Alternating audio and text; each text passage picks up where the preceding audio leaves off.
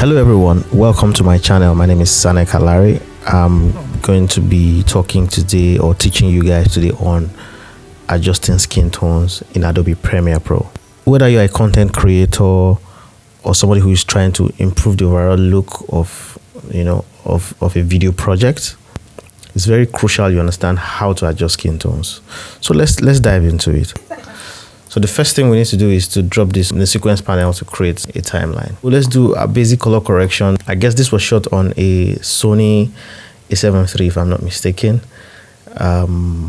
with I think HLG picture profile or S-Log to thereabout, or S-Log. So let's bring this to the Rec 709 space. For those of you who are familiar with color space and all that, in subsequent tutorials we're going to talk about color space. So I have some lots here. I'm also going to be doing a lot of freebies, giving free lots, So we have, let's take the S-Log 2 lot.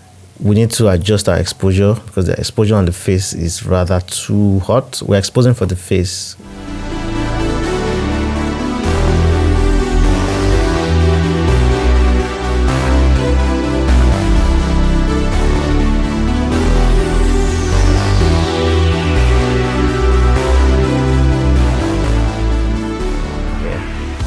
So now we come to the HSL tab on our Lumitri panel. This is where we actually get into working on the skin tone. Here on the left, you have the vector scope. This is where we're going to be using this when we are working on the skin tone. So this line here between the yellow and the red is where the skin tone line resides. It's called the skin tone line. That's what I call it though. But that's where the skin tone line is. So by the time we isolate her skin, we'll ensure that her skin is right on this line, roughly. And then at that time, we've been able to get our skin tones in the right ballpark. We take the eyedropper tool here, and then we take a portion of her skin. We come here with the plus sign, the eyedropper tool with the plus sign, just to get more areas in our sampling. And then when you click on this here where you have the color gray here, it shows you your selection. You can come here to fine-tune the selection by dragging this in or out. So you drag this, you can also move it in or out. So the more you drag, the more it affects the area you've selected. So you just go in, fine-tune this till you've been able to, as much as possible, cover the entire skin without taking anything else from the background or from the other image. Now we roughly have like a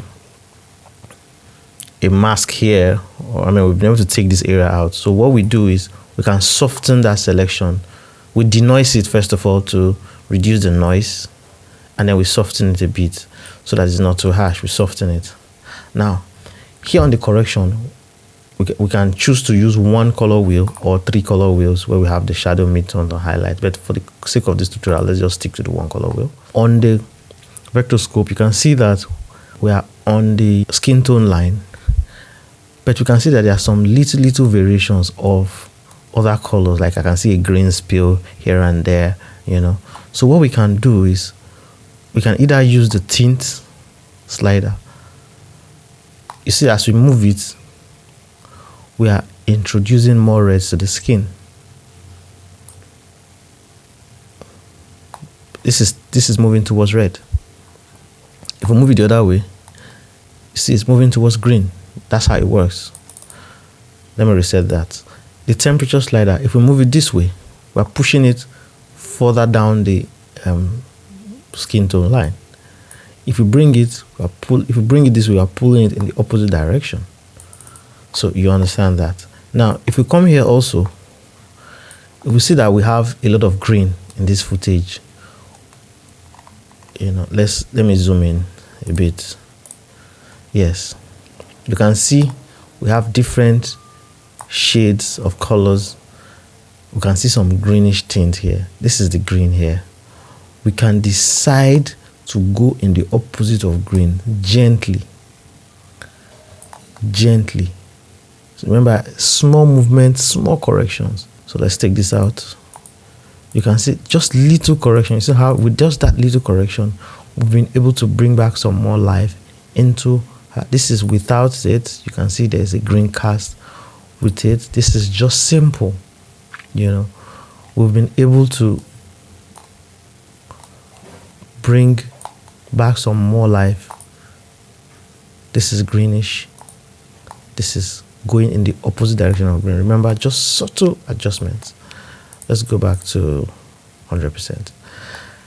And this is simple adjustments that we've done on this clip to add some more life to it. So now I want to work on this part of the wall that has some greenish cast to it from light bouncing off this couch to the wall. So what we can do is we create another Lumitri, duplicate our Lumitri color effect in the effect control panel, and then we can still come to our HSL here, the same HSL, and then select just this region. Now, because we literally do not need any color here because we want it to be neutral. So what we can do is we can come to our saturation slider here and then take it all the way down. And then there you have it. This is before, this is after. So basically, we went from this, then we added our Lumitri color, adjusted our skin tones. Then we had this annoying color cast on this back wall. And then with the same HSL secondary panel on the Lumitri panel, we're able to take care of just this. I hope you've learned a lot. Don't forget to subscribe, follow for more tutorials. I hope to share more tips on how to become a better creative and how to make your post-production process and your production process seamless and easy.